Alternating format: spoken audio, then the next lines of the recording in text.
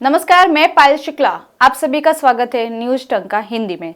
गुरुवार को रत्नागिरी के राजापुर गांव में रिफाइनरी समर्थकों और विरोधियों की संयुक्त बैठक हुई। इस बैठक में ये तो साफ हो गया कि रिफाइनरी बारसू में ही स्थापित होगी। राज्य के विकास में बाधक बने शिवसेना उद्धव बालासाहेब ठाकरे पार्टी के प्रमुख उद्धव ठाकरे को यहाँ करारा जवाब मिल गया होगा। हालांकि इसके बाद भी अगर उन्होंने इस मुद्दे को आगे बढ़ाने की कोशिश की तो शिवसेना उद्धव बालासाहेब ठाकरे का बचा हुआ अस्तित्व भी खतरे में पड़ जाएगा। मुख्यमंत्री के रूप में 2.5 साल तक घर बैठे रहने वाले उद्धव ठाकरे के पास कोंकण के बेरोजगार युवकों के दर्द को समझने का कोई कारण नहीं है, लेकिन यह दर्द कोंकण के युवाओं के दिल में बैठ गया है। कोंकण का युवा शिक्षित है, लेकिन जहां घर है वहां अवसर नहीं है, लिहाजा अपने परिवार से दूर होना इन युवकों की मजबूरी बन गई है। हालांकि ऐसा भी नहीं है कि बाहर जाने पर भी इन युवकों को अच्छी नौकरी और ढेर सारा वेतन मिले। ये युवक काम करके 4 पैसे कमा रहे हैं। हालांकि रिफाइनरी परियोजना इस तस्वीर को बदलने की क्षमता रखती है। गुरुवार को राजापुर शहर में रिफाइनरी समर्थकों और विरोधियों की बैठक हुई। बैठक कलेक्टर देवेंद्र सिंह व पुलिस अधीक्षक धनंजय कुलकर्णी की पहल पर हुई।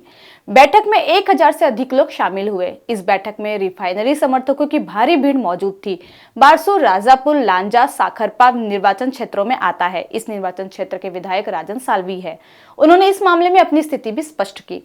साल्वी ने ट्वीट किया था कि बेरोजगारी के मुद्दे पर हम बारसू में रिफाइनरी का समर्थन करते हैं। हालांकि कुछ लोग रिफाइनरी का विरोध करते हैं, लेकिन अधिकांश लोग रिफाइनरी चाहते हैं। कोई भी राजनेता अपने ही लोगों के खिलाफ जाकर किसी भी चीज का समर्थन नहीं कर सकता। रिफाइनरी के लिए साल्वी का समर्थन एक बहुत बड़ा जोखिम है, लेकिन उन्होंने वहां की जनता की समस्याओं का अनुमान लगाया है। इसके बाद ही इस तरह का बयान दिया है। शिवसेना उद्धव बालासाहेब ठाकरे के 2 नेता विधायक अनिल परब और सांसद विधायक राउत जो कोंकण में रिफाइनरी का विरोध कर रहे हैं, उनकी जड़ें मुंबई से जुड़ी है। वह कोंकण के लिए एनआरआई की तरह है। हालांकि साल्वी ऐसे नहीं है, साल्वी की जड़ें कोंकण में हैं। बालसू में हुई बैठक में रिफाइनरी का विरोध करने वाले कुछ ग्रामीण और तथाकथित पर्यावरणवादी संगठन जरूर थे, लेकिन उनका प्रतिशत बहुत ही कम था। उद्धव ठाकरे के इस विरोध के मायने साफ है कि अगर जरूरत पड़ी तो रिफाइनरी का विरोध करने के लिए वो बारसू निवासियों के साथ पूरी पार्टी को भी सड़कों पर उतार देंगे। हालांकि बाहरी लोगों को जोड़कर ही इस विरोध को बढ़ावा दिया जा सकता है, क्योंकि गिने चुने लोग ही हैं जो रिफाइनरी का विरोध कर रहे हैं। इसलिए रिफाइनरी को लेकर विरोध प्रदर्शन करने वाले लोग समझ से परे हैं। यह तय है कि उद्धव ठाकरे विपक्ष को कुचलने की कोशिश करेंगे। शिंदे फडणवीस सरकार को हराने के लिए उद्धव ठाकरे किसी भी हद तक जाने को तैयार है, लेकिन इन सबके बावजूद रिफाइनरी का काम ठप होने की संभावना नहीं है। वहीं इस बात की भी प्रबल संभावना है कि बारसू में रिफाइनरी यह महा विकास आघाड़ी के लिए एक सोचा समझा मुद्दा है। उद्धव ठाकरे बारसू जाने की तैयारी कर रहे हैं। इससे यह तो स्पष्ट है कि वे वहां जाएंगे और लोगों को भड़काने की कोशिश भी करेंगे, जबकि उन्होंने खुद ही सुझाव दिया था कि बारसू में रिफाइनरी स्थापित की जा सकती है, लेकिन फिर भी वे इस परियोजना का विरोध करके मूर्खों वाला काम कर रहे हैं। इस बात की भी बिल्कुल संभावना नहीं है कि शरद पवार इस मसले पर आक्रामक होंगे। उन्होंने उद्योग मंत्री उदय सामंत और मुख्यमंत्री एकनाथ शिंदे दोनों के साथ इस मुद्दे पर चर्चा की। तो वहीं अजित पवार ने सुझाव दिया कि एनसीपी विकास के खिलाफ नहीं है, लेकिन सरकार को स्थानीय लोगों को समझना चाहिए और उसके आधार पर ही रास्ता निकालना चाहिए। अजित दादा इतने कहने से ही नहीं रुके। समृद्धि हाईवे का शुरू में विरोध भी हुआ, लेकिन सरकार ने लोगों को मुआवजा दिया, ऐसा उन्होंने कहा।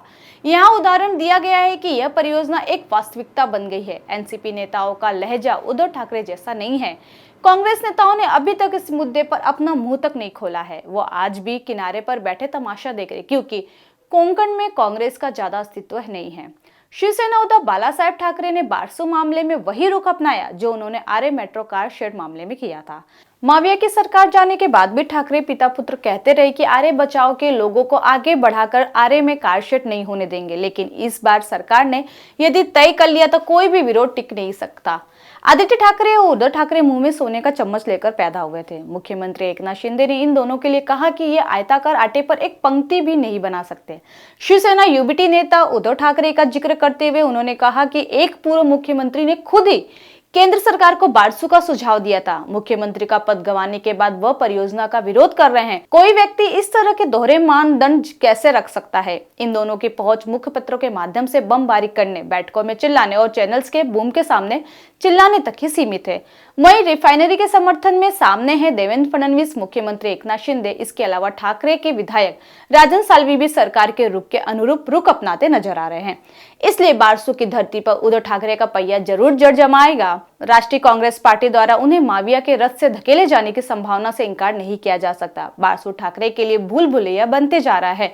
अभी भी ऐसी कोई तस्वीर नहीं है कि वे रिफाइनरी के विरोध से बाहर आ पाएंगे। हमारी आज की वीडियो आपको कैसे लगी हमें कमेंट सेक्शन में जरूर बताएं। साथ ही हमारे चैनल को लाइक, सब्सक्राइब और शेयर करना न भूलें।